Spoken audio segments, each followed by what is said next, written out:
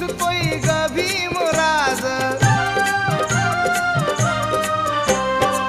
चहुमुलकी हा झाला खरोखर चहुमुलकी हा झाला खरोखर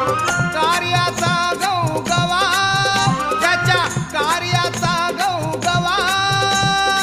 म्हणून सारे ब्राह्मण म्हणती भीमाला जावई बुवा म्हणून सारे ब्राह्मण म्हणती भीमाला